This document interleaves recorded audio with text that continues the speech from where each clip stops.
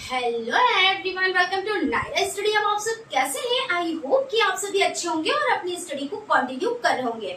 Friends, जैसा कि आपको पता है, हम लोग जो क्वेश्चंस पेपर है उनको सॉल्व कर रहे हैं। तो कल हमने क्या किया था, पहले बहुविकल्पीय टाइप और अति लघु उत्तरीय टाइप क्वेश्चंस को कंटिन्यू किया था। समावेशी शिक्षा जो सब्जेक्ट आपका हो जाता है, आज उसके लघु उत्तरीय टाइप क्वेश्चंस को कंटिन्यू करेंगे।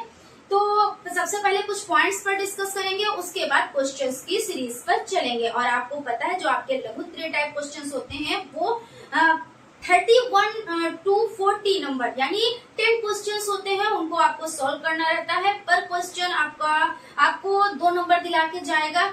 ठीक है, तो आप लोग इसको अच्छे से समझें। जब चीजों को आप अच्छे से समझेंगे तभी आप कर पाएंगे, क्योंकि इसमें कुछ चीजें ऐसी होती हैं जिनके वर्ड ही नहीं समझ में आते हैं कि ये कहना क्या चाहता है। और होता बड़ा ही आसान है जो हमारे साथ हो रहा है, क्योंकि ये सब्जेक्ट ही ऐसा है कि समावेशी शिक्षा यानी समान शिक्षा, तो बच्चों को ही तो शिक्षा दी जाएगी। अब उन्हीं के बारे में हम बात करेंगे, उनके स्वास्थ्य के बारे में, उनके बुद्धि लब्धि के बारे में, वो कैसे पढ़ते हैं, उनको हमको कैसे पढ़ाना है, क्या उनका उपचार करना है, क्या निदान करना है, यानी हर एक चीज बच्चों के बारे ही में समझना है।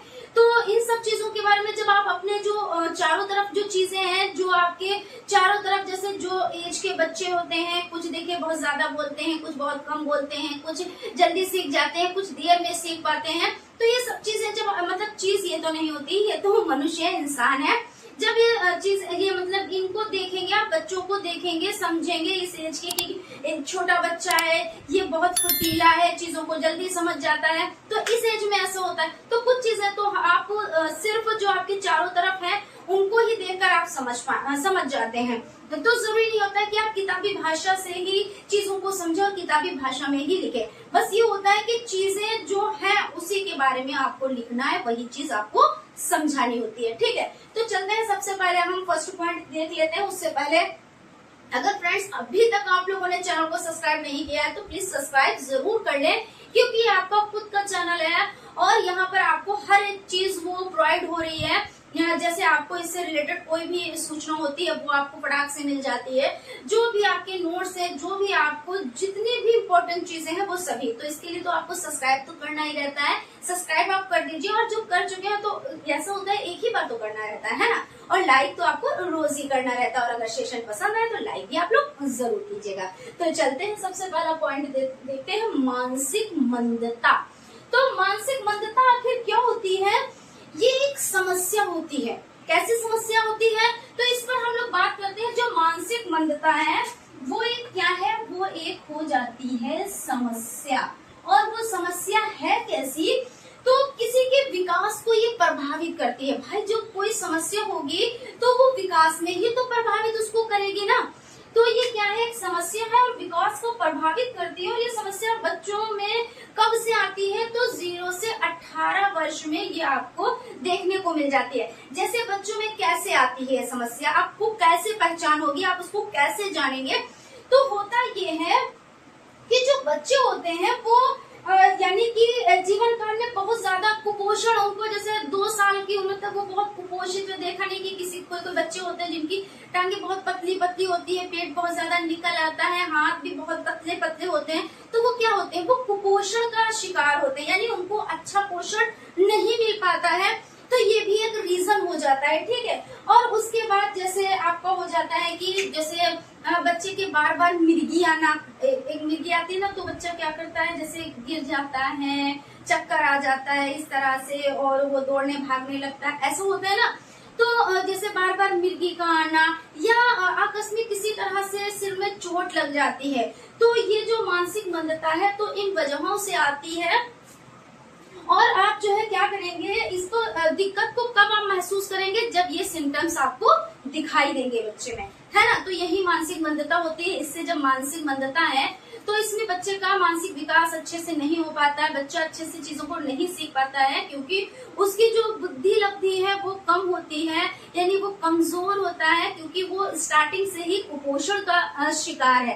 क्योंकि कहते नहीं है कि हमें पढ़ने के लिए या हमें कोई भी वर्क करने के लिए हमें भोजन की भी नीड होती है, वो भी कैसा भोजन कि हमको अच्छा भोजन मिलना चाहिए जिसमें हमारे जितने भी पोषण तत्व हो वो मौजूद हो।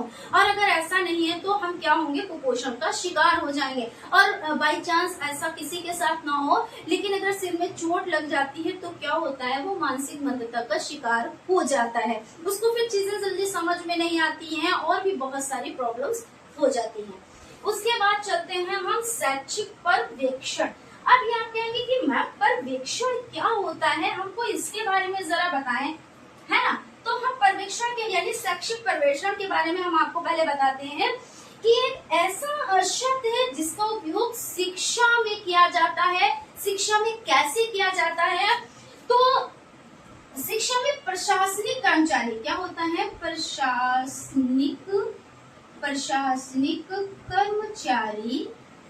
कर्मचारियों, है ना, प्रशासनिक कर्मचारियों के कार्य कर्तव्यों को पहचान करने के लिए क्या किया जाता है, इसका उपयोग किया जाता है। यानी क्या होता है कि ये एक ऐसा शब्द है जिसका उपयोग शिक्षा में प्रशासनिक कर्मचारियों के कार्य कर्तव्यों को पहचान करने के लिए किया जाता है। या आप यूँ कह सकते हैं कि किसी चीज की क्या होता है, आप सरल भाषा में इसको इस तरह से समझ सकते हैं कि किसी व्यक्ति या चीज पर निगरानी रखना। क्या, किसी व्यक्ति, यहाँ पे हम पूरा लिख देते हैं, किसी व्यक्ति या चीज, भाई कोई व्यक्ति है उस पे आप निगरानी करेंगे, या कोई वस्तु है आप उस पे निगरानी करेंगे, है ना। तो किसी व्यक्ति या चीज पर निगरानी रखने या निगरानी का कार्य, चीज पर निगरानी रखने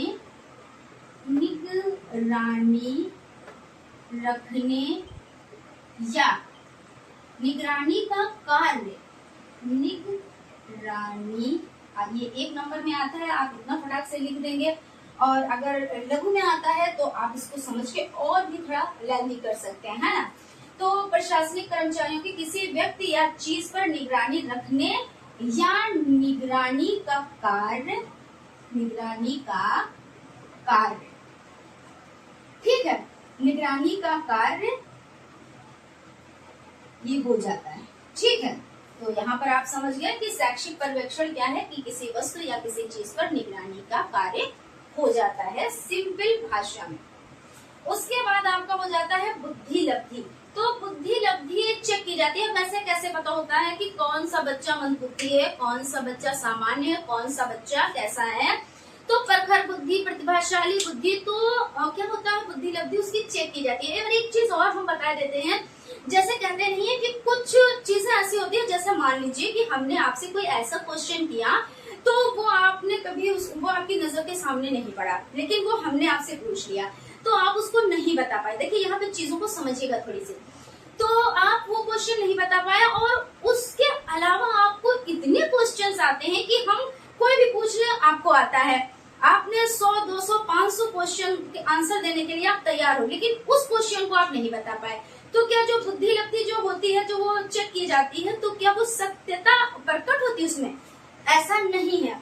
क्यों? क्योंकि भाई हमने आपको एक क्वेश्चन से आका, लेकिन जो आपको 100, 200, 500 क्वेश्चन आ रहे थे, तो क्या हम उसमें आपको कह देंगे कि नहीं ये मंदबुद्धि बच्चा है या पिछड़ा हुआ बच्चा है? ऐसा हम नहीं कह सकते, क्योंकि ये चेंज होता रहता है। लेकिन फिर भी बुद्धि लब्धि को ज्ञात करने का सूत्र है, उसको ये बहुत ज्यादा इम्पोर्टेंट हो जाता है, उसको हम समझ लेते हैं। कभी कभी नंबर्स दे दिए जाते हैं, उसको आपको सूत्र के माध्यम से सॉल्व करना रहता है, और कभी कभी सूत्र दे देते हैं तो उसमें क्या होता है, इधर का उधर कर देते हैं, थोड़ा सा उलट फेर देते हैं, तो आपको उसमें देखना रहता है कि कौन सा सूत्र सही है, उसी पे आपको टिक करना रहता है। तो जब आपको सही चीजें पता होंगी तो गलत को तो कट कर ही देंगे। तो यहाँ पे बुद्धि लब्धि हो जाता है, बुद्धि लब्धि बराबर क्या होता है, हमने आपको ट्रिक बताई मावा से। तो मावा आप भूले ही नहीं, वही मावा, मेवा जिसको आप खाते हैं, अखरोट, बादाम, पिस्ता, है ना, वही चीज। तो मावा से आप याद रखें, तो माँ से हो जाता है मानसिक आयु। क्या हो जाता है? माँ से मानसिक आयु, और क्या हो जाता है? बटे वास्तविक आयु। क्या हो जाता है? वास्तविक आयु। और क्या हो जाता है? गुणे 100 हो जाता है। और एक चीज मैं बताना चाहूंगी, हालांकि ये पहले मैं इस पर डिस्कस कर लेती हूँ, थोड़ा लेंथी हो जाएगा, कोई दिक्कत नहीं है, चीजें समझ में आनी चाहिए। तो बुद्धि लब्धि बराबर मानसिक आयु बटे वास्तविक आयु गुणे 100। आप क्वेश्चन कैसे दे सकते हैं आपका? जैसे मान लीजिए बहुविकल्पी टाइप में आ गया, ठीक है, तो आपसे कैसे करेंगे? बुद्धि लब्धि लिख देंगे ऊपर मानसिक आयु, यानी ऊपर लिख देंगे वास्तविक आयु और नीचे लिख देंगे मानसिक आयु गुणे 100। एक सूत्र ये हो गया। दूसरा लिख देंगे मानसिक आयु बटे वास्तविक आयु, गुणा नहीं लगाएंगे, 100 नहीं करेंगे, यहाँ पे ये चीज गायब कर देंगे, या इनमें से कोई नहीं, और एक आपको यही सूत्र दे देंगे। तो आपको पता है मावा से कि मानसिक आयु ऊपर होता है, वास्तविक आयु नीचे होती है और गुणा 100 होता है। ये हमारा सूत्र है, आप इसी पे फटाक से टिक कर देंगे, आपका 1 नंबर पक्का। ठीक है, अभी जो हमने कहा कि अभी डिस्कस करेंगे, तो सबसे पहले क्या था, जो ये सूत्र आया तो इसमें गुणे 100 नहीं थे, ठीक है, उसके बाद इसमें गुणे 100 लगाए। तो हम आपसे ये क्वेश्चन करना चाहते हैं कि जिसने सिर्फ बुद्धि लब्धि मानसिक आयु बटे वास्तविक आयु का सूत्र दिया तो किसने दिया, और उसके बाद गुणे 100 जिसने लगाया वो कौन है? ये 2 नाम आपको कमेंट करके हमें बताने, क्योंकि आप लोगों के लिए बहुत ज्यादा इम्पोर्टेंट है। मैं वही चीजें पूछती हूँ आप लोगों से, या वही चीजें बताती हूँ जो आप लोगों के लिए बहुत ज्यादा इम्पोर्टेंट है। और जो ये 2 क्वेश्चन हमने आपको बताए हैं ये भी बहुत ज्यादा इम्पोर्टेंट है। तो थोड़ा सा वर्क आप भी करें, तो हम भी देखें कि कितनी तैयारी आप लोगों की हो रखी है, क्योंकि अभी ऐसा तो नहीं है, हमने कोई टेस्ट वगैरह नहीं लिए हैं, तो इससे ही पता चल जाएगा कि हाँ आप लोग तैयारी में लगे हुए हैं। ठीक है, तो ये आपका हो जाता है बुद्धि लब्धि।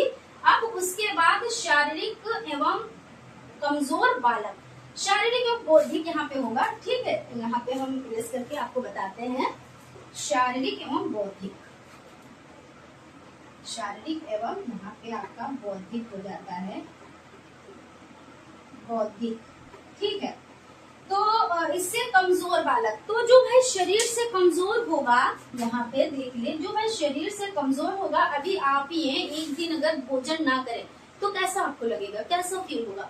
आप कोई आपका मन ही नहीं करेगा कोई वर्क करने का, उसमें आपका क्या होगा, आपका जो मस्तिष्क है वो भी कार्य नहीं करेगा अच्छे से, है ना।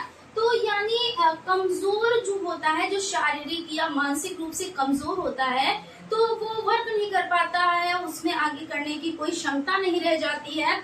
और यहाँ पे यही है कि शारीरिक और कमजोर बालक के बारे में आपको बताना है, तो आप इसी तरह से लिख सकते हैं कि जो शारीरिक कमजोरी होती है तो वो मानसिकता को भी प्रभावित करती है। हमारा शरीर तभी काम करता है जब हमने क्या किया है कि उचित भोजन और सारे जितने प्रोटीन्स, विटामिन, सारी चीजें हम होती हैं सम्मिलित, हम उसका सेवन करते हैं, तो हमारा शरीर और हमारी बुद्धि सभी काम करती है। और जब हम इस तरह से नहीं, हम कहते नहीं कि भूखे पेट कुछ भी नहीं होता है, तो वही चीज होती है। तो जब हम कमजोर होंगे, शरीर से कमजोर होंगे, और कमजोरी होगी कब, जब हमको अच्छा पोषण नहीं मिल पाएगा, तो ये शारीरिक कमजोरी हो जाएगी। और शारीरिक कमजोरी से ही कहते हैं कि शरीर कमजोर होता है तो बुद्धि भी साथ छोड़ देती है, तो यही चीज हो जाती है। तो इस तरह से अगर हम बात करें मोटे मोटे तौर पर कि दोनों चीजें, जो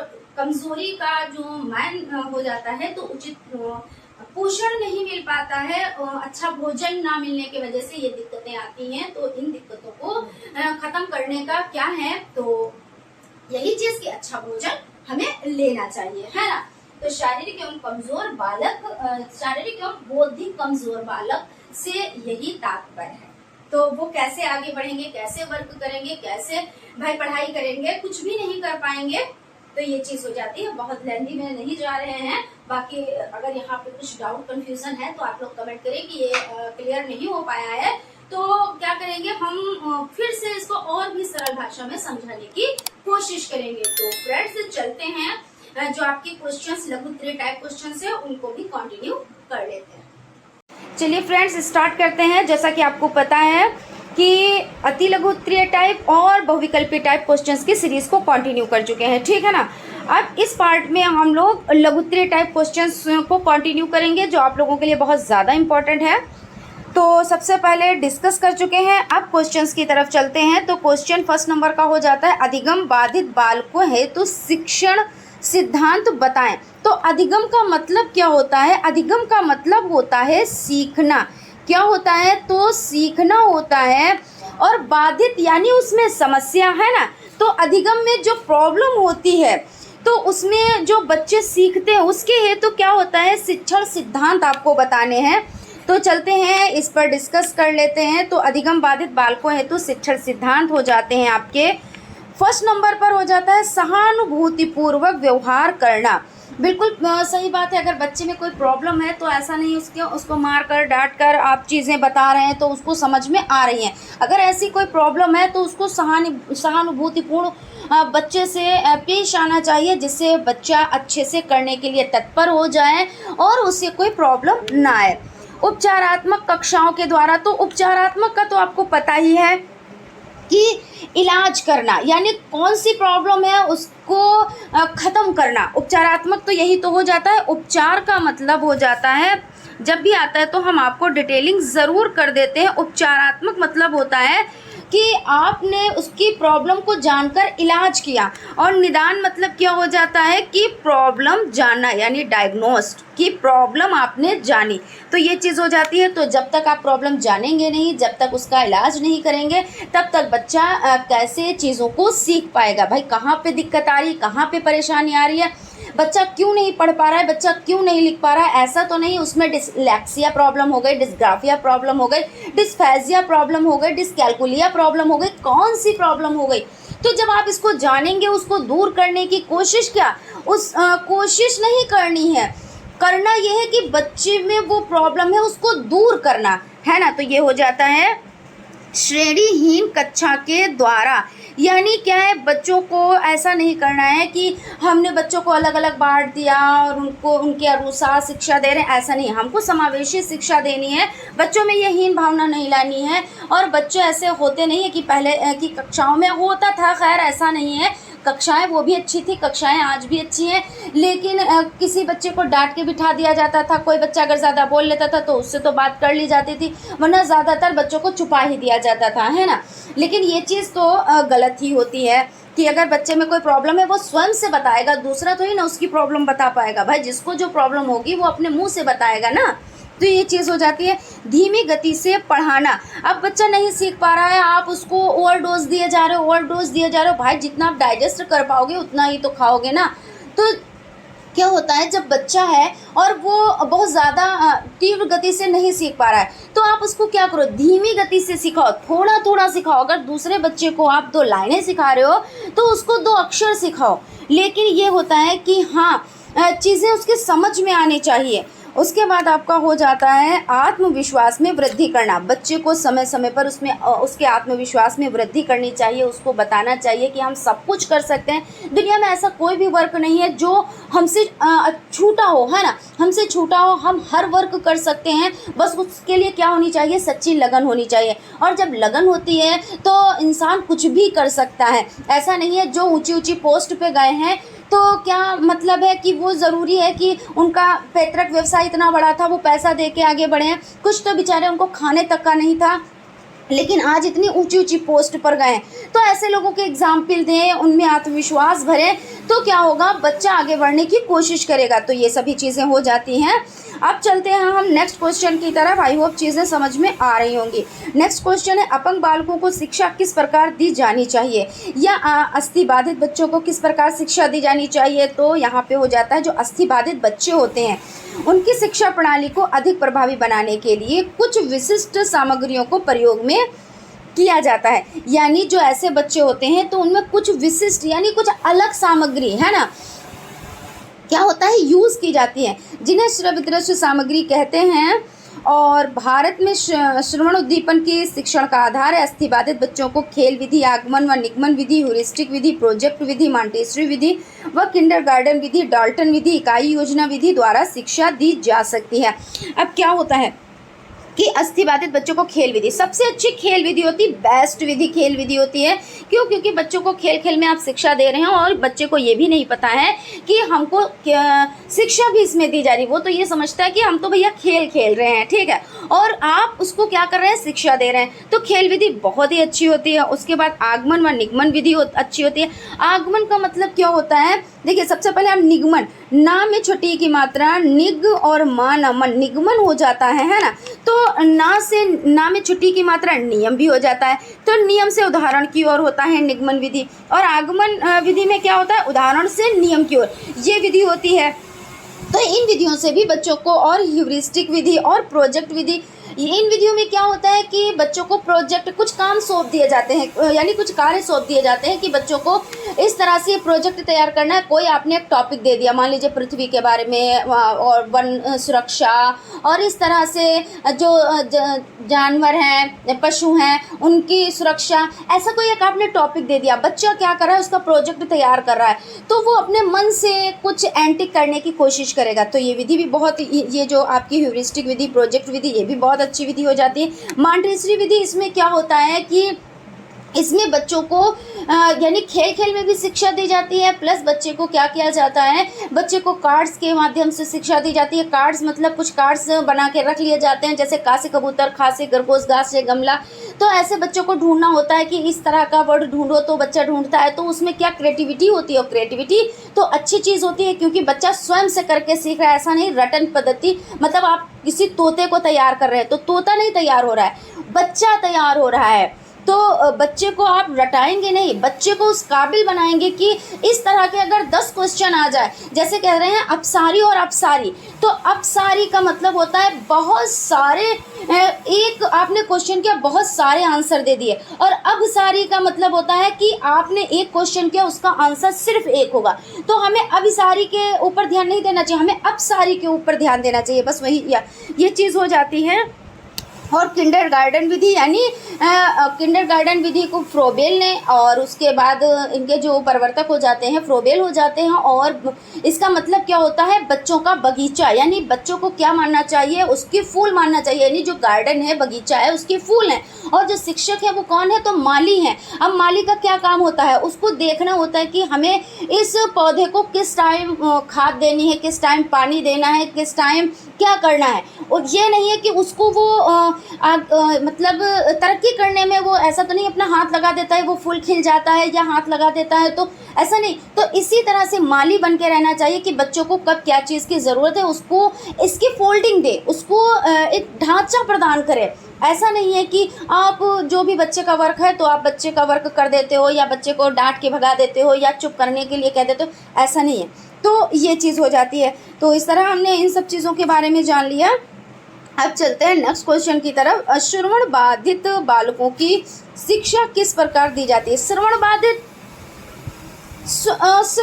का मतलब क्या होता है, जिनमें किस चीज़ की प्रॉब्लम होती है, सुनने में, क्योंकि श्रवण कहते हैं कि श्रवण शक्ति कम है क्या तुम्हारी, ऐसे ही तो होता है ना। तो श्रवण बाधिकों को सहायता यानी सहायक सामग्री की सहायता से विषय वस्तु को पढ़ाया जाना चाहिए। सहायक सामग्री के रूप में आकृतियाँ, चित्र, संकेत, मॉडल, मानचित्र आदि का प्रयोग करना चाहिए। अब भाई बच्चे सुन नहीं पा रहे हैं, हम जैसे यहाँ पे बोल रहे हैं और किसी को प्रॉब्लम है सुनने में, तो हम तो बोल रहे हैं लेकिन आप कुछ नहीं सुन पा रहे हो, तो हमें क्या करना चाहिए, हमें इशारे में आपको समझाना चाहिए, मॉडल दिखा के कि ये मॉडल है, उस पर हमको इशारे से हर एक चीज़ बतानी चाहिए। क्योंकि सुनने में प्रॉब्लम हो रही है, तो हम बोल रहे हैं तो आप सुन तो नहीं पाएंगे ना, तो ये चीज़ हो जाती है। तो इसमें आकृतियाँ महत्वपूर्ण भूमिका निभाती हैं, चित्र, संकेत, मॉडल, मानचित्र, ये सभी। पढ़ाते समय इन बालकों से बीच बीच में प्रश्न पूछना चाहिए, जिससे पता चलता है कि बालक पढ़ाई गई बात को कितना समझ पा रहा है। अब ऐसा नहीं है कि बच्चे को बताते ही चले गए, उससे डिस्कशन नहीं किया। और ऐसा भी नहीं है हवा भी बना के नहीं बैठाना है कि देखो बच्चों मैं क्वेश्चन करूँगा या करूँगी तो आपको बताना है। अब वो बच्चा पहले से सहम गया, जो चीज़ें उसको समझ में आनी भी है वो भी नहीं आ रही हैं कि अरे क्वेश्चन मुझसे पूछे जाएंगे, कौन सा क्वेश्चन पूछा जाएगा पता नहीं। लेकिन ऐसा नहीं, आप पहले उसको एक अच्छी सी प्रक्रिया के माध्यम से चीज़ों को बताएं, इशारे से समझाएं, चित्र दिखाएं, फिर उसको बहुत ही सिंपल तरीके से बच्चों से एक प्रेम भाव से बच्चों में ऐसा लगे कि ये हमारे टीचर नहीं, ये हमारे दोस्त हैं, है ना। इस तरह से घुल मिल के और फिर बच्चों से क्वेश्चन करें कि अच्छा हमने ये मॉडल दिखाया, ये हमने किसका दिखाया, या इसमें ये जो आकृति बनी है किसकी बनी है, या हम किसी जैसे कहते नहीं कि एक मॉडल तैयार किया या एक चार्ट तैयार किया, उस पर कहानी को कई चित्रों के माध्यम से दर्शाया, तो बच्चे को उस कहानी का, मान लीजिए जैसे कि खरगोश और कछुए की कहानी आपने उस पर चित्रित कर दी और बच्चे ने उसको देखा तो उसके समझ में आ गया कि ये खरगोश और कछुए की कहानी है, जिसमें कछुआ क्या होता है, हार जाता है, जिसमें कछुआ जीत जाता है और खरगोश हार जाता है। और खरगोश तेज़ भी होता है, तेज़ दौड़ने वाला भी होता है, लेकिन फिर भी वो हार जाता है। क्यों हार जाता है? क्योंकि उसमें एक ओवर कॉन्फिडेंस होता है, उसमें एक घमंड हो जाता है कि हम तो बहुत तेज़ चल लेते हैं, बहुत तेज़ दौड़ लेते हैं, और वो जाता है हार। और कछुआ बेचारा सोचता है कि मैं तो बहुत धीमे धीमे चलता हूँ, लेकिन मैं क्या करूँगा, आखिर तक मैं अपना चलता रहूँगा, हो सकता है मुझे जीत मिल जाए। और वही हुआ कि उसने क्या किया, वो चलता गया और आखिर में उसको जीत मिल गई, है ना। तो ये शिक्षाप्रद कहानी हो जाती है कि ज़रूरी नहीं होता है जो बहुत तेज़, जो बहुत रिच फैमिली से बिलोंग करता हो या जो बहुत ज़्यादा माइंडेड बच्चा हो वो आगे बढ़ता है, ऐसा नहीं है। कभी कभी क्या ज़्यादातर ऐसा होता है जो बहुत ज़्यादा नीचे तबके से यानी गरीब बच्चे होते हैं वो भी आगे बढ़ जाते हैं, क्योंकि उनमें एक ये चीज़ होती है कि हाँ मुझे आगे बढ़ना है। और जो इस तरह के होते हैं तेज़ भागने वाले कि अगर 2 रुपये की ज़रूरत है तो 10 रुपये उनको मिल गए, तो वो क्या करते हैं, अरे मुझे तो हर एक चीज़ मिल ही रही है तो मैं क्या करूँगा या मैं क्या करूँगी आगे बढ़ के, क्योंकि मुझे तो कोई चीज़ की प्रॉब्लम हो ही नहीं रही है। तो इस तरह से आप बच्चों को कहानी के माध्यम से इस तरह से समझाएंगे। तो चलते हैं फिर हम नेक्स्ट पॉइंट पर। पढ़ाते समय इन बालकों के बीच बीच में प्रश्न भी पूछना चाहिए, उससे ये पता चलता है कि बालक पढ़ाई गई बात को कितना समझ पा रहा है। और श्रवण बाधित बालकों के लिए एक विशेष प्रशिक्षण प्राप्त शिक्षण नियुक्त किया जाना चाहिए, जो अन्य शिक्षकों तथा उसके माता पिता से मिलकर बालकों के शैक्षिक कार्यों में सहयोग प्रदान कर सके। श्रवण बाधित बालकों के अधिगम संबंधी कमियों पर विशेष ध्यान दिया जाना चाहिए, जिससे उसके लेखन एवं पठन संबंधी समस्याओं को दूर किया जा सके। वर्तमान समय में श्रवण बाधित बालकों के शिक्षण के लिए कंप्यूटर का प्रयोग किया जा रहा है। लेविट ने कहा कंप्यूटर का प्रयोग परीक्षण के लिए सफलतापूर्वक किया जा सकता है। श्रवण बाधित बच्चों की शिक्षा के लिए कुछ तकनीकी कार्यक्रम बनाए जाने चाहिए। रोचेस्टर तकनीक विज्ञान संस्था में स्थित बधिरों के लिए इस प्रकार के कार्यक्रम उपलब्ध हैं। इन कार्यक्रमों को भारतीय संस्कृति के अनुसार परिवर्तित किया जा सकता है तथा नवीन कार्यक्रमों का निर्माण भी किया जा सकता है।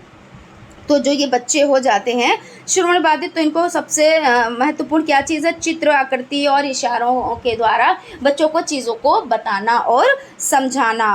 ठीक है, अब उनको भाई आप कंप्यूटर पे बिठाएंगे, कंप्यूटर पे आप वर्क कराएंगे तो बच्चा क्या, भाई इसको सुनना नहीं, उसको उस पर देखना है तो वो कर पाएगा। और आप हर एक चीज़ उस पर आप समझा सकते हो, बच्चों को सिखा सकते हो। अब हकलाने की समस्या क्या है, बच्चे में ये भी दोष होता है कि बच्चा हकलाता है। क्यों हकलाता है, देख लेते हैं। वाणी जो दोष है ये क्यों दोष है, तो इसको समझते हैं। प्रक्रियात्मक उच्चारणात्मक दोष।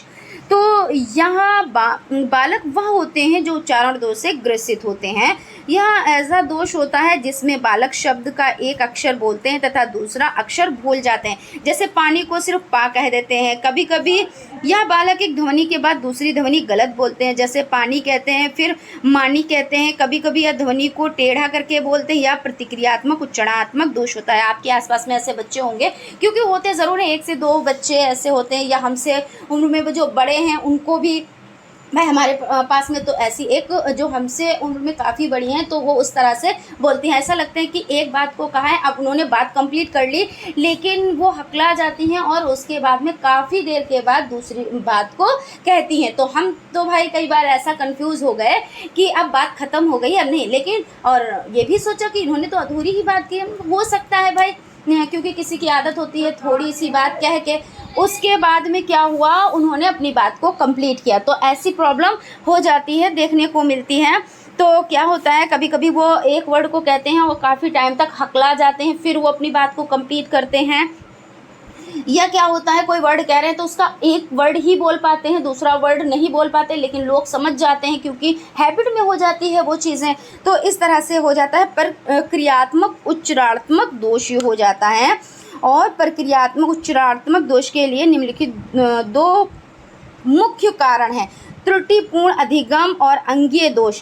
तो यहाँ पे हो जाता है त्रुटिपूर्ण अधिगम के अंतर्गत बालक को लाड़ प्यार के द्वारा जब सिखाया जाता है तो बालक शब्दों को गलत ही समझते हैं तथा गलत ही बोलते हैं। जैसे बालकों को बचपन में लाड़ प्यार में रोटी की जगह पे लोटी कहा जाता है, या बालक प्रारंभ से ही लोटी सुनते हैं और अंत तक लोटी ही कहते हैं। क्योंकि बच्चों को बहुत लोग क्या करते हैं, लाड़ प्यार में उल्टी सीधी बातें जो होता भी नहीं है उसको एकदम कन्वर्ट करके बता देते हैं। तो बच्चे क्या, वो तो यही समझते हैं कि भाई जो चीज़ हमारे घर में बोली जा रही है वही चीज़ सही है। अब उसको ये थोड़ी ना पता है कि हमको जो प्यार में ये चीज़ बताई जा रही है, बच्चा वो उसी का उच्चारण करने लगता है और वैसा ही वो ज़िंदगी बोलता रहता है। उसके बाद जबकि अंगीय दोष के अंतर्गत कई बार मुँह की दोषपूर्ण बनावट के कारण अथवा सुनने की दोषपूर्ण अवस्था के कारण बालकों की वाणी में समस्या आती है। अंगीय दोष वाले बालकों को यह सिखाना चाहिए कि वह बोलने वालों को ध्यानपूर्वक सुने तथा फिर बोले। यानी ऐसा भी हो जाता है, जैसे अब भाई बच्चा क्या है, प्रथम पाठशाला उसका परिवार होता है, प्रथम अध्यापिका कौन होती है, उसकी माँ होती है, फिर उसका परिवार होता है। अब परिवार में जो चीज़ें बच्चों को सिखाई जा रही है बच्चा वही सीख जाता है, और जब सीख जाता है तो वही बोलने लगता है, और जब बोलने लगता है वो चीज़ हो सकती है उसमें गलत भी हो गई। और आप तो लाड प्यार में कह रहे हैं कि बच्चे को हम ये बोलना सिखाएं, हम इस तरह से कहें, तो तोतली ज़बान में बोलना सिखाएं। नहीं, जब भी आप बोले बच्चे से तो आप अच्छी ज़बान में बोले, अच्छे लहजे से बोले, तो बच्चा क्या करेगा, अच्छे से बोलेगा। और दूसरी ये प्रॉब्लम हो जाती है, कोई भाई दोष हो जाता है तो उसमें ये प्रॉब्लम हो जाती है। आप इस तरह से आराम से लिख सकते हैं, ज़रूरी नहीं आप किताबी भाषा में ही लिखें, ये सब चीज़ें नॉर्मली हैं, आप लिख सकते हो। इस प्रकार के उच्चारण दोषी बालक 70 से 80% तक होते हैं। इनमें से आधे बालक सा, पा, ता, या, ड़ा जैसी ध्वनि को नहीं निकाल पाते, परंतु फिर भी यह बालक 10 से अधिक ध्वनियाँ गलत निकालते हैं तो इसे गंभीर दोष नहीं माना जा सकता। हकलाना क्या होता है, एक वाणी दोष है, परंतु 1000 बालकों में से सिर्फ 8 या 10 बालक ही इस समस्या से पीड़ित पाए जाते हैं। इस प्रकार की समस्या में क्या होता है, बालक दो शब्दों को बार बार दोहराते हैं और कभी कभी यहाँ बोलते बोलते रुक जाते हैं, कभी कभी यह बोलते समय उलझन भी अनुभव करते हैं, जैसे आंख बंद करके बोलना, शरीर के अंगों को हिला हिला कर बोलना, तो हकलाना इसको कहते हैं। और बालक की इन समस्याओं का मुख्य कारण गति की अयोग्यताएं हैं जो बालक में प्रभावित करती हैं तथा स्नायु वाणी बंद हो सकती है, पर इसे हकलाने से संबंधित दोष नहीं समझा जाता है। हकलाने पर किए गए अनुसंधानों से पता चला है कि 3 वर्ष की आयु से ही बालकों का हकलाना शुरू हो जाता है। कई अनुसंधानों के द्वारा ये भी पता लगा कि हकलाना चिंता प्रेरित व्यवहार उत्तरदायी होते हैं। हकलाने के 2 कारण माने जाते हैं, क्या, वंशानुक्रम और वातावरण। बिल्कुल सही बात है कि कुछ बच्चे क्या है वंशानुक्रम के कारण जो है हकलाते हैं, और कुछ क्या होता है वातावरण। वातावरण भाई बहुत ज़्यादा मायने रखता है बच्चे के भावी जीवन के लिए, क्योंकि वातावरण जैसा बच्चे को मिलेगा बच्चा वही सीखेगा। ऐसा नहीं है कि क्योंकि बच्चों को कहा जाता है ये पता नहीं कैसे हैं, किसको पड़ गए, ये वो, ऐसा नहीं। सबसे पहले क्या, बच्चे के संपर्क में उसका परिवार आया, और जब परिवार आया तो जाहिर सी बात है उसने परिवार से बहुत कुछ सीखा, बहुत कुछ नहीं, ज़्यादा से ज़्यादा चीज़ें सीखी, क्योंकि वो जो भी सीखता है अपने परिवार से सीखता है। तो उसमें बच्चे का दोष नहीं होता है, क्योंकि अपने घर का ही हिसाब वातावरण अपना सही रखना चाहिए, तभी बच्चा अच्छी चीज़ें सीखेगा, जो देखेगा वो सीखेगा, वो वाली चीज़ हो जाती है। तो यहाँ पे हम समझ लेते हैं, कई बार घर में बड़े लोगों के हकलाने का पूर्ण प्रभाव बालकों पर पड़ता है। अनुसंधानों से हकलाने का कोई भी अंगीय कारण सामने नहीं आया। इसका कारण भी पिता का व्यवहार हो सकता है। आवाज़ की समस्या वह होती है जबकि एक व्यक्ति को यह समझ नहीं आता है कि किन परिस्थितियों में ऊँचा बोलना चाहिए तथा किन परिस्थितियों में उसे नीचा बोलना चाहिए था। सही स्वर दोष या आवाज़ की समस्या कहलाता है। आवाज़ की समस्या के दोष नहीं माना जाता है, इसे समस्या का नाम दिया जाता है।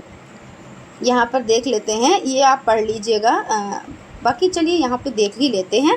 आवाज़ की समस्या को दोष नहीं माना जाता, इसे समस्या का नाम दिया जाता है। इस विषय में कार्टिस ने कहा है, क्या कहा है, estimates very but probability from 1 to 2% of school children parents significant voice problems. और आवाज़ की समस्या 3 प्रकार की होती हैं। एक स्वर में बोलना दोषपूर्ण माना जाता था, बालक को बहुत ऊंचा बोलना या फिर स्तर से एकदम नीचे बोलना अर्थात उसका स्वर दोषपूर्ण होता है।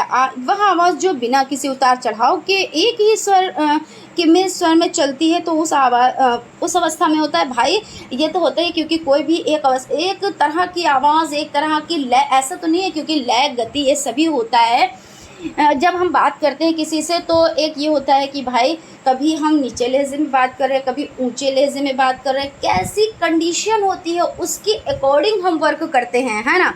ऐसा नहीं है कि एक ही कंडीशन कोई भी हो हम एक ही तरह से बात करते हैं, ऐसा बिल्कुल भी नहीं है और ये चीज़ होनी भी नहीं चाहिए क्योंकि अगर जहाँ पे जैसा हिसाब हो वहाँ पे उस तरह से बात करनी चाहिए।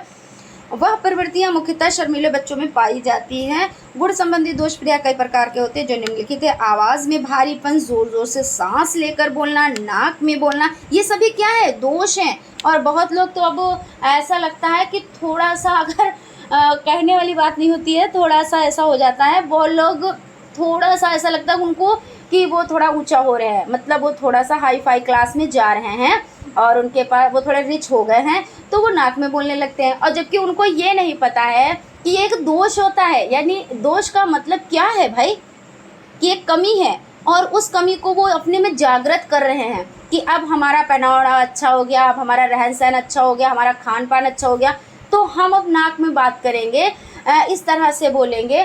तो उनको ये नहीं पता कि उन जो रिच वो बन रहे हैं इसके साथ में उन्होंने अपने साथ एक दोष भी लगा लिया है ना।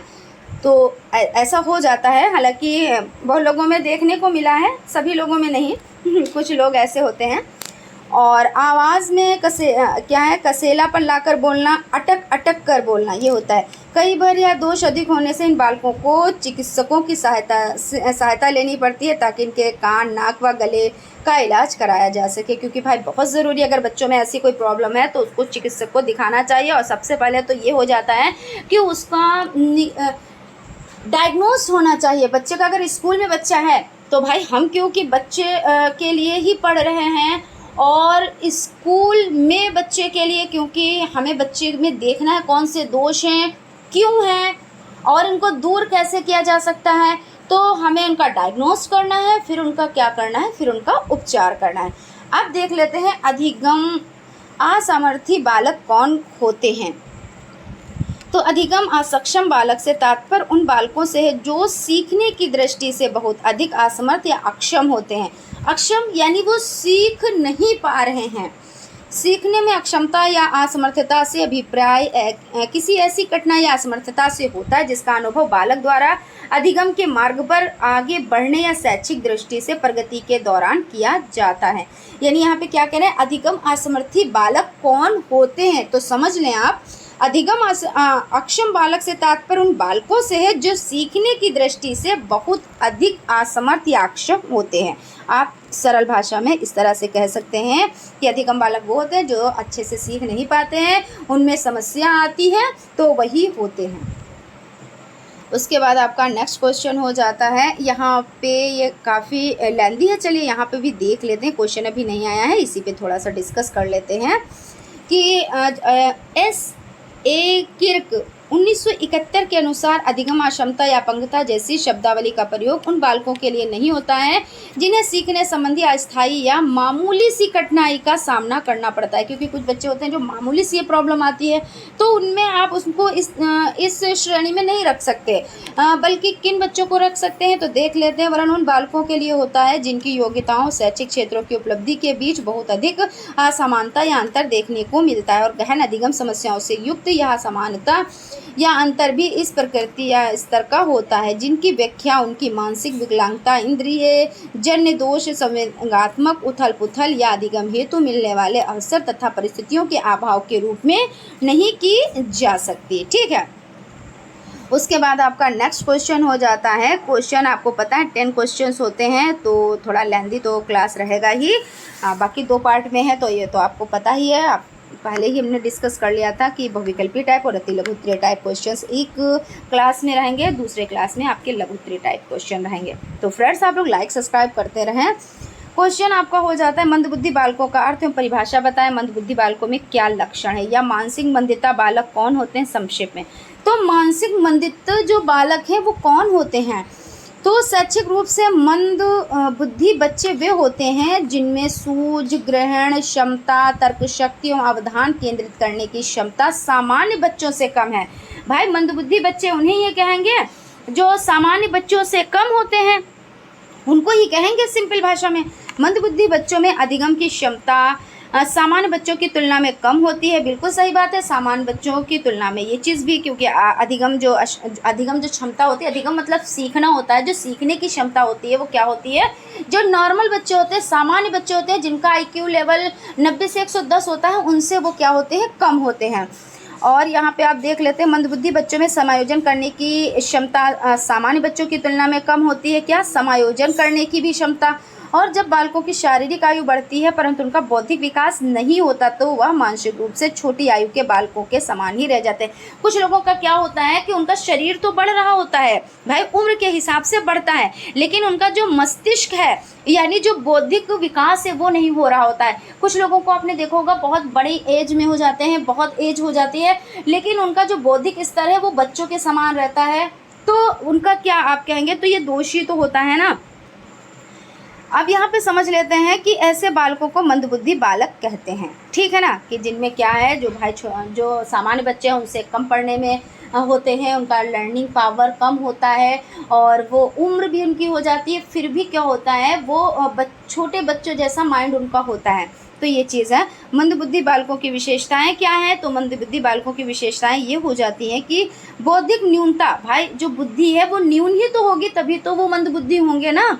तो ऐसे बच्चों का बौद्धिक स्तर अत्यंत नीचा होता है जिसमें सीखने तथा तथ्यों को ग्रहण करने की क्षमता कम पाई जाती है। इनकी बुद्धि लब्धि 85 से कम ही होती है, ठीक है। अगर 85 से कम ना हो, 90 हो तो वो सामान्य बच्चों में आ जाएंगे। अब ऐसे बच्चे क्लास में होते ज़रूर है, पीछे बैठते हैं, चीज़ों को सीख नहीं पाते हैं। और क्या होता है, जैसे जो और सामान्य बच्चे हैं उनके अकॉर्डिंग उनको वर्क दिया जाता है, इनको वर्क दिया जाता है, तो ये तो पहली बात तो समझ नहीं पाते हैं कि वर्क ही क्या है, वर्क क्या है ये नहीं समझ पाते, तो उसको सॉल्व कैसे करते हैं तो ये भी नहीं, वो जब क्या वर्क है नहीं समझ पा रहे तो सॉल्व कैसे करते हैं तो बिल्कुल नहीं समझ पाते हैं, है ना, ये चीज़ हो जाती है। हीन व्यक्तित्व, ऐसे बच्चों का व्यक्तित्व अप्रभावी होता है, इनका स्वभाव उदासीन, खिन्न, भावना युक्त एवं शिथिल दिखाई देता है। ऐसे बच्चे क्या होते हैं, उदासीन रहते हैं और मतलब इनको एक ऐसा रहता है, इनमें कॉन्फिडेंट नहीं होता है ना, क्योंकि कॉन्फिडेंस ही हो तो चीज़ों को वो सीख ना जाए। शैक्षिक पिछड़ापन है, ऐसे बच्चे शैक्षिक रूप से पिछड़े होते हैं, इन्हें कोई तथ्य बार बार क्यों ना समझाया जाए पर ये समझ नहीं पाते। कुछ बच्चों को आपने देखा होगा क्लास में, भाई 30 से 35 बच्चे होते हैं क्लास में, तो क्या होता है कुछ बच्चे बहुत ही जल्दी सीख जाते हैं। आप क्वेश्चन लिख रहे होते हैं वो बच्चे उसका आंसर बताने लगते हैं। कुछ क्या है सामान्य होते हैं तो अपने हिसाब से ही बताते हैं, ना वो बहुत जल्दी ना बहुत देर में। कुछ बच्चे वो कर ही नहीं पाते हैं, जल्दी से वर्क 2, 3, 4 बार भी बताया जाए फिर भी वो नहीं कर पाते हैं। तो ऐसे बच्चे क्या होते हैं, मंदबुद्धि श्रेणी में आते हैं जिनका IQ लेवल जो है 85 से कम ही होता है। असमान शारीरिक संरचना, ऐसे बच्चों की आंखें तिरछी, जीभ मोटी, होंठ मोटे तथा सिर बड़ा होता है। अनियंत्रित मानसिक क्रियाएं, ऐसे बच्चों की मानसिक क्रियाएं नियंत्रित नहीं होती, इनका ध्यान एक स्थान पर स्थिर नहीं होता है।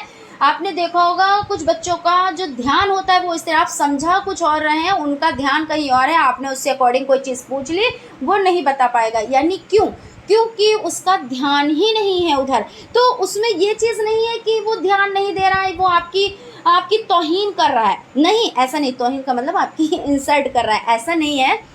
वो उसमें ये प्रॉब्लम है कि वो अपने आप को एकाग्रचित नहीं कर पा रहा है। वो आपकी बात सुनना तो चाहता है लेकिन उसमें वो दोष है, तो आप उसको दोष को जानेंगे ना और उसका उपचार करेंगे ना, तो ये चीज़ है। और कुछ बच्चों के लिए ये चीज़ कही जाती है कि ये बहुत बच्चा ऐसा हो गया है, ये हमारी बात पे ध्यान नहीं देता है, ये क्यों नहीं देता है, मगर उसमें प्रॉब्लम होती है, उसमें समस्या होती है, ठीक है ना। तो यहाँ पे आपका हो जाता है मंदबुद्धि बच्चों की पहचान। तो मंदबुद्धि बच्चों की पहचान निम्नलिखित प्रकार से की जा सकती है। मंदबुद्धि वाले सूक्ष्म विषयों पर विचार नहीं कर सकते, इसलिए ऐसे बच्चों की रुचि गणित, विज्ञान, व्याकरण आदि विषयों में नहीं हो सकती, क्योंकि भाई मंदबुद्धि बच्चे हैं, क्योंकि गणित, विज्ञान इन सब विषयों में बहुत ज़्यादा माइंड लगाना पड़ता है और इसमें एकाग्रचित होना पड़ता है, और ये सभी इसमें समस्याएं हैं। तो जब इसमें समस्याएं हैं तो इसमें कैसे आप गणित और विज्ञान में इसमें कहाँ पे वो ध्यान दे पाएगा, या व्याकरण में कहाँ पे वो ध्यान दे पाएगा, नहीं दे पाएगा।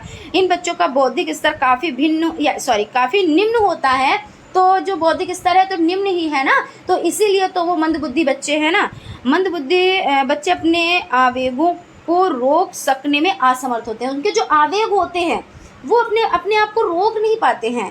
और मंदबुद्धि बच्चे दूसरे से बातचीत करते समय कहते कम हैं और सुनते अधिक हैं। यानी जब आप किसी की बात सुने जा रहे हो, क्योंकि आपको खुद ही नहीं पता है इस बात का जवाब हमें क्या देना है, तो ये होती है प्रॉब्लम। अगर किसी ने आपसे सवाल किया, आप उसका फटाफट से जवाब दे रहे हो, यानी आप नॉर्मल हो, है ना, आप सामान्य हो। और अगर जवाब में जैसे आपसे किसी ने क्वेश्चन किया एक, और आपने उसको कई तरह से तोड़ मरोड़ के आपने जवाब दे दिया, तो मतलब होता है आप प्रतिभाशाली बच्चों में आ गए। लेकिन आपके सामने कोई बोल रहा है, फर्राटे से बोल रहा है, बातें आपको कह रहा है, लेकिन आप उसका जवाब नहीं दे पा रहे हैं, आप बिल्कुल खामोश उसके सामने बैठे हैं, यानी आप में प्रॉब्लम है ना। तो ये चीज़ है। मंदबुद्धि बच्चों की निरीक्षण शक्ति का स्मरण शक्ति बड़ा निर्बल होता है, तो इसमें समझने की, है ना, निरीक्षण की, ये सभी जो ताकत होती है ना वो कम होती है। तो इस तरह से ये इनकी पहचान हो जाती है। आप अपने शब्दों में बहुत अच्छे से लिख सकते हैं। यहाँ पे मंदबुद्धि बच्चों हैं तो शिक्षा व्यवस्था क्या है, तो ये भी देख लेते हैं। थोड़ा लेंदी है, लेकिन जो चीज़ें हम आपको बता रहे हैं पॉइंट टू पॉइंट, उनको आप लिखें। ज़रूरी नहीं कि जो बुक में है, और अगर आपको ये इजी लगता है ये लिखें, जैसे आपको आसान लगे। लेकिन मेन चीज़ क्या है, आपको चीज़ें समझ में आनी चाहिए कि इसका मतलब क्या होता है। हम जो चीज़ पढ़ रहे हैं भाई, मेन चीज़ हम किसके बारे में पढ़ रहे हैं, हम बच्चों के बारे में पढ़ रहे हैं, उनकी प्रॉब्लम्स के बारे में पढ़ रहे हैं। क्या क्या प्रॉब्लम्स हो सकती हैं सीखने के दौरान, क्या प्रॉब्लम आ सकती हैं, और कैसे कैसे प्रॉब्लम्स होती हैं। और बच्चे जो शिक्षक केंद्रित शिक्षा थी, आप कहेंगे मैम शिक्षक केंद्रित शिक्षा तो बहुत लोगों ने पढ़ी, आप लोगों ने पढ़ी है, तो क्या नहीं, ख़राब नहीं थी, अच्छी थी, लेकिन वहाँ पे बच्चों पे इस चीज़ पे ध्यान नहीं दिया जाता था। ये था ब्लैक बोर्ड पे लिखा दिया गया, बुक खोल के बैठ जाया गया कि हाँ चलो ये पढ़ लो, आज का ये लेसन है, और बस बात ख़त्म हो गई। आज बच्चे जो बाल केंद्रित हैं तो बच्चा क्रिएटिव मतलब एक्टिविटी करके सीख रहा है बच्चा, है ना। तो एक्टिविटी करके सीखने में बच्चा ज़्यादा सीख रहा है, तर्क शक्ति उसकी बढ़ रही है, और वो आगे बढ़ने, क्योंकि आज के बच्चे आपने देखा होगा कितने एक्टिव हैं। एक्टिव क्यों है, उनसे एक बात कहो तो वो 10 जैसे लगता है कि हमने सवाल ही उनसे 10 किए थे, 10 जवाब देते हैं। तो इसका मतलब क्या है, बच्चे एक्टिव हैं, उनको पता है कि क्या होना चाहिए, क्या चीज़ें हैं। तो ये सब चीज़ें हो जाती हैं। तो यहाँ पे है मंदबुद्धि बच्चों हेतु शिक्षा व्यवस्था कैसी होनी चाहिए, तो सरल एवं रुचिकर शिक्षण विधि का प्रयोग करना चाहिए। इन बच्चों को पढ़ाने की गति मंद होनी चाहिए, बिल्कुल सही है। आप धीमी गति से पढ़ाएंगे तो बच्चा समझ पाएगा। और नैतिक शिक्षा पर बल देना चाहिए, हाँ बिल्कुल सही है, नैतिकता पर तो बल देना ही चाहिए, क्योंकि बच्चों को सिखाना चाहिए कि हमें किस तरह से बैठना है, किस तरह से उठना है, किस तरह से हमें लोगों से पेश आना है। सभी चीज़ें हमें बच्चों को बतानी चाहिए। टीएलएम का प्रयोग कक्षा शिक्षण करते समय करना चाहिए। टीएलएम मतलब टीचिंग लर्निंग मटेरियल क्या होता है, तो टीचिंग लर्निंग मटेरियल, ठीक है ना, टीचिंग लर्निंग मटेरियल होता है टीएलएम। जैसे आपका ब्लैक बोर्ड हो गया, आपका डस्टर हो गया, चौक हो गया, ये सब क्या है, टीएलएम के ही तो है। तो टीएलएम से मतलब क्या होता है कि हम इससे कुछ मदद लेके बच्चों को सिखा पा रहे हैं। उसके बाद आपका हो जाता है गृह कार्य का निरीक्षण नियमित रूप से कराना चाहिए। इन बच्चों को कक्षा में प्रखर बच्चों के साथ बिठाना चाहिए, यानी जो बच्चे पढ़ने में बहुत अच्छे उनके साथ बिठाना चाहिए। तो वो भी क्या करेंगे कि ये बच्चा कर पा रहा है तो मैं भी करूँगा। ऐसा होता नहीं है कि बच्चा पहले भले पढ़ाई में इतना अच्छा ना हो, लेकिन जब एक बच्चा उसके संपर्क में आता है जो बहुत तेज़ होता है, जो बहुत प्रतिभाशाली बच्चा होता है, फिर दूसरा बच्चा जो थोड़ा सा कमज़ोर होता है वो देखता है, वो कहता है जब ये पढ़ सकता है तो मैं भी पढ़ सकता हूँ, जब ये ऐसा कर सकता है तो मैं भी ऐसा कर सकता हूँ, ये मनुष्य है यानी इंसान है तो मैं भी इंसान हूँ, इसका मतलब जब ये कर रहा है तो मैं भी करूँगा। या करूँगी। तो इस तरह से होता है। तो दोनों को साथ में आप बिठाएंगे, दोनों में कोई ये नहीं रखेंगे कि हाँ नहीं ये प्रखर बुद्धि का है, प्रतिभाशाली बच्चा है तो इसको अलग बिठाया जाए, और ये मंद बुद्धि बच्चा है इसको अलग बिठाया जाए। नहीं, आप एक पास बिठाएं तो वो बच्चा सीखेगा। उसके बाद अब देख लेते हैं कितने क्वेश्चन आपके बच रहे हैं। बस थोड़े से 2 क्वेश्चन शायद बच रहे हैं। चलिए यहाँ पे देख लेते हैं, शारीरिक एवं बौद्धिक कमज़ोर बालकों से आप क्या समझते हैं। तो भाई शारीरिक कमज़ोरी और बौद्धिक कमज़ोरी, तो आप इसको हम देख लेते हैं किस तरह से है, क्या है इसमें।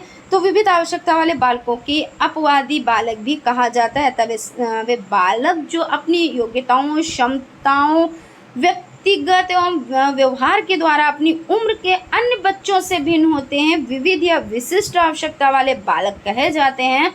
यानी कहने का मतलब यह है कि जो नॉर्मल बच्चों से कम होते हैं, है ना, उनमें कोई ऐसी प्रॉब्लम होती है तो वो क्या कहे जाएंगे, वही तो कहे जाएंगे ना। तो विविध या विशिष्ट आवश्यकता वाले बच्चे वाले बालक कहे जाते हैं। इन बच्चों का मानसिक विकास या तो इतना अधिक होता है कि वे आगे निकल जाते हैं, और या फिर इतना कम होता है कि वे अन्य बालकों से पीछे रह जाते हैं। यानी कहने का मतलब है या सामान्य से अधिक हैं या सामान्य से नीचे हैं, तो उनको कहा जाएगा विशिष्ट, है ना। क्योंकि हमने कई बार इस चीज़ का एक्सप्लेन किया है कि विशेषता ऐसा नहीं होता है, हर चीज़ अच्छाई में ही विशेषता है। अगर कोई आपसे प्रेम से बात कर रहा है वो उसकी विशेषता है, और अगर कोई आपसे गुस्से से बात कर रहा है तो वो उसकी विशेषता है, क्योंकि उसको गुस्सा करना आता है ना, उसको प्यार करना ही नहीं आता है, तो वो उसकी विशेषता है। और जिसको प्रेम करना आता है वो उसकी विशेषता है। तो दोनों में विशेषताएं हैं ना। तो ऐसा नहीं है कि सिर्फ प्रेम ही करना विशेषता है, या आपको अच्छा कहने वाला वो उसकी विशेषता है, बुरा कहने वाला वो उसकी विशेषता है। या अगर कोई बहुत लंबा व्यक्ति है, उसकी हाइट बहुत लंबी है, वो उसकी विशेषता है, मतलब खूबी है। और अगर कोई बहुत छोटा कद का है तो क्या है, वो उसकी खूबी है। यानी दोनों अपनी अपनी खूबी लेकर आए हैं दुनिया में। तो बस ये चीज़ हो जाती है। यानी इन दोनों ही स्थिति में इस प्रकार के बच्चों को अलग प्रकार की शिक्षा एवं अन्य सुविधाओं की आवश्यकता होती है।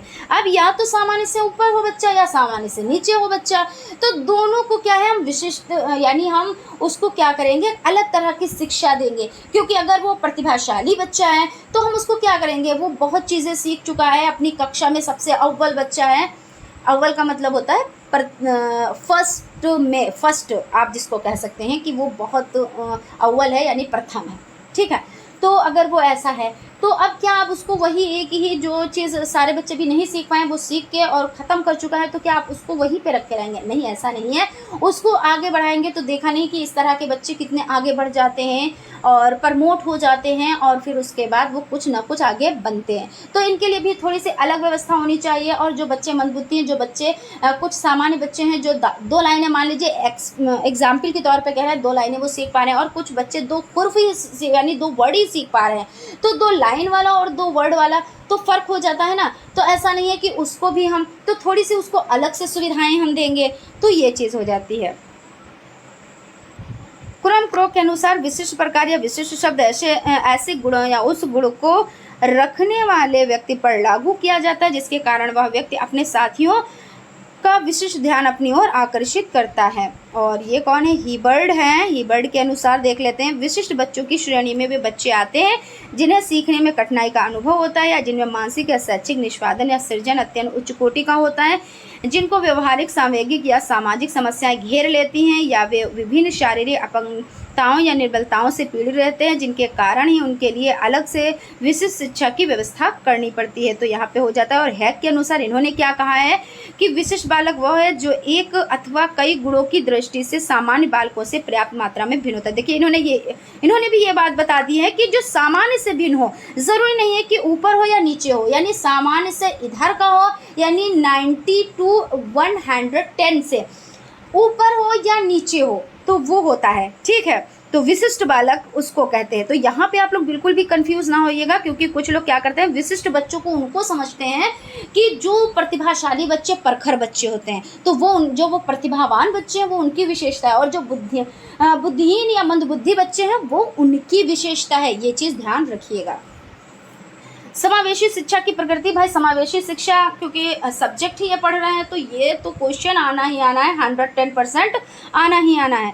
तो समावेशी शिक्षा नॉर्मल भाषा में आप समझ सकते हैं कि समान शिक्षा, जिसको एक छत के नीचे एक जैसी शिक्षा, ना कोई अमीर बच्चा है ना कोई गरीब बच्चा है, लड़का है कि लड़की है, क्या है, इन सब चीज़ों को भूल कर और हम एक जैसी शिक्षा दे रहे हैं, वही शिक्षा समावेशी शिक्षा चल रही है। और अब कौन सी शिक्षा है, तो समावेशी शिक्षा, उस पर बहुत ज़्यादा ध्यान दिया जा रहा है क्योंकि भेदभाव तो बिल्कुल भी नहीं करना है। अच्छा बताओ, स्कूलों में यूनिफॉर्म क्यों चलते हैं, जो स्कूल्स हैं उनमें यूनिफॉर्म क्यों चलते हैं, इसीलिए चलते हैं क्योंकि भाई जो ऊंचे तबके से बच्चा है, अमीर बच्चा है, तो वो तो रोज़ नए नए कपड़े पहन के आ जाएगा, लेकिन जो गरीब बच्चा है उसके पास एक ही जोड़ी या 2 जोड़ी कपड़ा है, अब वो क्या करेगा, अब वो वही पहन के आएगा। तो देखिए वहाँ पे अंतर हो गया, आपकी पहचान बन गई कि ये बच्चा अमीर तबके से आया, ये बच्चा गरीब तबके से आया। तो इसलिए वहाँ पे क्या होता है कि यूनिफॉर्म में बच्चा बुलाया जाता है, हर स्कूल में देखिए यूनिफॉर्म है, तो इसीलिए बुलाया जाता है। आपने बच्चों को यूनिफॉर्म में देखा होगा, आप पहचान भी नहीं पाओगे कि हमारे घर का बच्चा कौन सा है, वो सब एक उम्र के होते हैं, एक जैसे बच्चे यूनिफॉर्म में लगते हैं, तो वहाँ पे अमीरी गरीबी का मसला ही ख़त्म हो जाता है। अब यहाँ पे हम देख लेते हैं कि शारीरिक व मानसिक दृष्टि से भिन्न देखे जाने के अतिरिक्त एक स्वतंत्र अधिगमकर्ता के रूप में देखे जाने की आवश्यकता है, जिससे लोकतांत्रिक स्कूल में बच्चे के समुचित समावेशन हेतु समावेशी शिक्षा के वातावरण का सृजन किया जा सके। समावेशी शिक्षा की आवश्यकताएं निम्न कारणों से हैं। तो आप ऐसे भी लिख सकते हो जैसे मैंने आपको बताया, वैसे भी आप लिख सकते हो जैसे आपको अच्छा लगे। समावेशी शिक्षा अन्य छात्रों के अपनी उम्र के छात्रों के साथ कक्षा वातावरण में भाग लेने और व्यक्तिगत लक्ष्यों का काम करने की अभिप्रेरित करती है। देखिए वही चीज़ कि अपने उम्र के बच्चे हैं, समान बच्चे हैं, एक जैसी शिक्षा दे रहे हैं, बात खत्म हो गई, कोई भेदभाव नहीं है उसमें, है ना। समावेशी शिक्षा प्रत्येक बालक के लिए उच्च और उचित अपेक्षाओं के साथ उनकी व्यक्तिगत शक्तियों का विकास करती है। यानी क्या कर रही है जो समावेशी शिक्षा है, अब बच्चा है, बच्चे कई बच्चे हैं तो उनकी क्या है, व्यक्तिगत जो शक्तियाँ हैं वो बढ़ रही हैं, एक जैसी शिक्षा सबको मिल रही है तो वो सभी के साथ में अच्छे से वर्क कर पा रहे हैं। समावेशी शिक्षा बालकों को शिक्षा के क्षेत्र में व उनके स्थानीय स्कूलों की गतिविधियों में उनके माता पिता को भी सम्मिलित करने के पक्षधर है। और समावेशी शिक्षा समान और अपनेपन की स्कूल संस्कृति के साथ साथ व्यक्तिगत मतभेदों को स्वीकार करने के लिए भी अवसर प्रदान करती है। समावेशी शिक्षा बच्चों में अपनी स्वयं की व्यक्तिगत आवश्यकताओं और क्षमताओं के साथ प्रत्येक बालक में एक व्यापक विविधता के साथ मित्रता का विकास करने की क्षमता उत्पन्न करती है। बिल्कुल सही बात है, जब समावेशी शिक्षा है, समान शिक्षा है, बच्चों को एक साथ में शिक्षा दी जा रही है तो उनमें क्या है, मित्रता का तो विकास होगा ही ना। कहते नहीं कि बच्चों में स्टार्टिंग से ही समाजीकरण भर देना चाहिए, क्योंकि ये बच्चा क्या होता है, समाज में रह के चीज़ों को सीखता है। यहाँ पे हम समाजीकरण इसलिए लेकर आए हैं, एक वर्ड हो जाता है समाजीकरण। तो आप ये सोचें कि आपने जन्म लिया है और बहुत लोग कहते नहीं है कि हम घर में हैं, बहुत खुश है और हमको समाजीकरण नहीं चाहिए, हमें लोगों से मिलना जुलना नहीं है। ऐसा बिल्कुल भी नहीं है। हमने समाज में जन्म लिया, हम समाज में हैं, उसके संपर्क में आए हैं, तो हमें समाजीकरण करना ही करना है, क्योंकि किसी को किसी से ज़रूरत पड़ ही सकती है। कहते हैं दुनिया गोल है, तो ऐसा नहीं है कि हमको अगर किसी से ज़रूरत पड़ेगी तो किसी को हमसे ज़रूरत पड़ेगी। किसी के पास पैसा है तो किसी के पास मेहनत से काम करने की क्षमता है। तो अगर आपको ज़रूरत पड़ गई डॉक्टर की तो क्या आप डॉक्टर हो, या आपको ज़रूरत पड़ गई इंजीनियर की तो क्या आप इंजीनियर हो। आप जिस भी पोस्ट पे हो, एक ही पोस्ट पे हो, मगर दूसरे की तो ज़रूरत पड़ती है ना। तो यानी कहने का मतलब यहाँ पे एग्जाम्पल ये हो जाता है, हमने ये एग्जाम्पल दे दिया, आप नॉर्मली ये समझ लें जैसे आपके पास पड़ोस में बहुत घर है, ठीक है, और आपने समाजीकरण नहीं बना के रखा है, यानी किसी से मेल जोल नहीं करके रखा है, और आपके यहाँ कितना भी कुछ भी है, लेकिन कभी कभी उस चीज़ की नीड हो जाती है जो आपके घर में वो चीज़ नहीं निकलेगी, तो क्या आपको ऐसे मिल जाएगी? नहीं मिलेगी, जब तक आपका समाजीकरण नहीं होगा। या आपके यहाँ कोई फंक्शन पार्टी है तो क्या होता है, आप वेटर तो बुला के इतना तो नहीं करा सकते ना। क्यों? क्योंकि वेटर अपना वर्क करेंगे, वो अपनी ड्यूटी के अकॉर्डिंग वर्क करेंगे। लेकिन जब आपका समाजीकरण है, आपके दोस्त हैं, आपकी सहेलियां हैं, वो आएंगी, वो वर्क जो करेंगी वो अपने हिसाब से वर्क करेंगी, और जो वेटर है वो अपने टाइमली वर्क करेंगे। तो यानी समाजीकरण बहुत ही ज़्यादा ज़रूरी हो जाता है, और बच्चे को स्टार्टिंग से ही ये चीज़ सिखानी चाहिए। टोलियाँ बना के बच्चों को साथ में वर्क करने को सिखाना चाहिए कि हम किस तरह से वर्क करते हैं, किस तरह से हमें करना चाहिए, और हमें मिलजुल कर वर्क करना चाहिए। तो ये बच्चे में आदत पड़ती है, तो वो जैसे स्टार्टिंग से स्टार्ट करता है और अंत तक उसका समाजीकरण चलता है ना। तो ये चीज़ हो जाती है। उसके बाद है प्रत्येक बालक स्वाभाविक रूप से सीखने के लिए भी प्रेरित होता है। समावेशी शिक्षा बालक को अन्य बालकों के समान कक्षा गतिविधि में भाग लेने और व्यक्तिगत लक्ष्यों पर कार्य करने के लिए भी प्रेरित करती है। समावेशी शिक्षा बालकों की शिक्षण गतिविधियों में उसके माता पिता को भी सम्मिलित करने में समर्थता देती है। दोबारा रिपीट हुआ है, चलिए कोई बात नहीं, यहाँ पे हम देख लेते हैं। आप लोग लाइक और सब्सक्राइब करते रहें, क्योंकि एक लाइक हमें बहुत ज़्यादा मोटिवेट करता है। हम बहुत अच्छा करने की कोशिश करते हैं और जब आप लोग लाइक नहीं करते हो तो मन हताश होता है, ठीक है ना। तो आप लोग लाइक कर दिया कीजिए और न्यू है चैनल पर तो सब्सक्राइब भी ज़रूर कीजिएगा। और चलते हैं क्वेश्चन की तरफ। क्वेश्चन आपका हो जाता है शैक्षिक पर्यवेक्षण की विशेषता क्या है। हालांकि क्लास थोड़ी लेंथी है, लेकिन आप लोग अगर इस क्लास को अच्छे से देख लेते हैं और अच्छे से समझ लेते हैं तो मैं ये तो नहीं कहती कि बहुत सारे आपको क्लासेस देखने की ज़रूरत रहेगी, लेकिन आप जितने ज़्यादा देखेंगे उतना अच्छा आपके लिए ही रहेगा। लेकिन आप अगर 2 से 3 भी क्लासेस इस तरह की देख लेते हैं तो आप परीक्षा में बहुत अच्छा परफॉर्मेंस कर पाएंगे। शैक्षिक पर्यवेक्षण की विशेषता बताएं। तो पर्यवेक्षण की निम्नलिखित विशेषताएं होती। पर्यवेक्षण के अंतर्गत नवीन विधियों एवं उपकरणों का प्रयोग किया जाता है। पर्यवेक्षण का स्वरूप गत्यात्मक डायनामिक होता है और पर्यवेक्षण शिक्षण संस्थान के कार्यक्रमों को निश्चित किया जाता है। और आपको हम बता देते हैं कि पर्यवेक्षण होता क्या है। तो पर्यवेक्षण होता है प्रशासनिक कर्मचारियों या किसी व्यक्ति की चीज़ पर, यानी किसी व्यक्ति या चीज़ पर क्या करा जाता है, निगरानी रखी जाती है। तो निगरानी को पर्यवेक्षण कहते हैं। पर्यवेक्षण में सीखने की क्रिया का विस्तार किया जाता है। भाई जब हम किसी चीज़ पे निगरानी रख रहे हैं तो हम उस पर क्या करेंगे, उस पर विस्तार ही तो करेंगे। पर्यवेक्षण का आधुनिक प्रत्यय प्रजातांत्रिक होता है। पर्यवेक्षण का आधुनिक प्रत्यय वैज्ञानिक तकनीकी सेवा। पर्यवेक्षण का आधुनिक प्रत्यय नेतृत्व पर होता है और पर्यवेक्षण का आधुनिक प्रत्यय शिक्षण संस्थान एवं छात्रों के विकास पर जोर देता है। अब यहाँ पे नेक्स्ट क्वेश्चन और लास्ट क्वेश्चन है। इस आपका जो पेपर है वो सॉल्व हो जाएगा। उसके बाद हम इसके बाद क्या करेंगे, जो ये 2022 का पेपर है ये सॉल्व हो जाएगा और 2 पार्ट में। उसके बाद हम जो 2023 का पेपर है उसको सॉल्व करेंगे, उसको भी 2 ही पार्ट में सॉल्व करेंगे, ठीक है। प्रतिभाशाली बच्चों की शिक्षा व्यवस्था आप कैसे करेंगे। तो पाठ्य सहगामी क्रियाओं का अवलोकन करना, असामाजिक आदतों को रोकना, प्रतिभाशाली बच्चों के लिए अवसरों की समानता, सामान्य बच्चों के साथ शिक्षा, नेतृत्व का प्रशिक्षण देना। तो क्या है प्रतिभाशाली बच्चों की शिक्षा व्यवस्था किस तरह से होगी। तो ये जो आपके पॉइंट्स हैं इस पर अब इस पर भी डिटेलिंग हम कर देते हैं थोड़ी सी। हालांकि अभी कहा है कि क्लास थोड़ी लेंथी हो गई है, लेकिन कोई टेंशन नहीं है, चीज़ें समझ में आनी चाहिए। तो पाठ्य सहगामी क्रियाओं का अवलोकन करना, जो पाठ्य सहगामी क्रियाएं हैं उनको क्या करना, उनका अवलोकन करना, उनके बारे में जानना कि बच्चा सीख रहा है, कैसे सीख रहा है, इतनी स्पीड में सीख रहा है, यानी बच्चा प्रतिभाशाली बच्चा है तो उसके लिए हमें अरेंजमेंट करना होता है और उसको सुविधाएं देनी होती हैं और असामाजिक आदतों को रोकना, ठीक है। और इसमें प्रतिभाशाली बच्चों के लिए अवसरों की समानता होती है। तो जो प्रतिभाशाली बच्चे होते हैं उनको अवसरों की समानता देनी चाहिए, उनको अवसर देने चाहिए वो और आगे बढ़ सके। और जो ये बच्चे होते हैं आगे बढ़कर ये कुछ ना कुछ बनते ज़रूर है। सामान्य बच्चों के साथ शिक्षा, तो बिल्कुल सही बात है। ऐसा नहीं है कि इनको बिल्कुल अलग हटा लिया जाए, अलग तो उनको बच्चों को करना है। जहाँ पे अलगाव की बात आ जाए, जहाँ पे अलगाव की बात आ जाए वो हमारा होता है नेगेटिव, और नेगेटिव की तरफ हमें जाना नहीं है। तो अलगाव तो नहीं करना चाहिए, बच्चों के साथ शिक्षा देनी चाहिए। हाँ, इनको सहूलियतें देनी चाहिए जिससे बच्चा क्या करे, आगे बढ़े। और जो आज का बच्चा है, छोटा ही तो बच्चा है अभी, और कल वो भावी नागरिक बने, कुछ आगे बढ़े, कुछ तरक्की करे, है ना, वो चीज़। और नेतृत्व का प्रशिक्षण देना, भाई नेतृत्व तो करना ही रहेगा। नेतृत्व का मतलब उसका देख रेख और उसका साथ देना, और कहाँ पे उसको क्या प्रॉब्लम है, क्या चीज़ है। क्योंकि कुछ बच्चे ऐसे होते हैं जो प्रतिभाशाली बच्चे हैं, प्रखर बुद्धि के बच्चे हैं, लेकिन उनकी आर्थिक स्थिति नहीं ठीक होती और आगे बढ़ने के लिए उनको जो धन की ज़रूरत पड़ती है। तो इन सब चीज़ों का खुद जो है स्कूल होते हैं, कॉलेजेस होते हैं, वो खुद सहायता देते हैं। यहाँ पे हम कॉलेज के बारे में नहीं पढ़ रहे हैं, हम सिर्फ स्कूल के बारे में पढ़ रहे हैं। तो खुद स्कूल जो है सहायता प्रदान करता है। इससे रिलेटेड कई स्कॉलरशिप भी आती हैं जो बच्चों को प्रदान करके और उनको आगे बढ़ाया जाता है, ठीक है।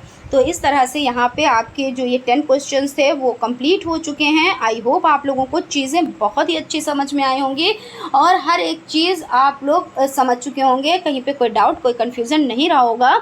और फिर भी अगर कहीं पे कोई डाउट, कोई कन्फ्यूज़न है तो आप कमेंट करके उसके बारे में पूछ सकते हैं, उसके बारे में हमें बता सकते हैं कि यहाँ पे कन्फ्यूज़ है तो हम उसको क्लियर कर देंगे। ठीक है, तो फ्रेंड्स मिलते हैं नेक्स्ट क्लास में, तब तक आप लोग अपना ख्याल रखें और स्टडी को कंटिन्यू करें, क्योंकि आप लोगों के एग्ज़ाम को बहुत ज़्यादा टाइम नहीं बचा है, तो आप लोग अच्छे से तैयारी करते रहें।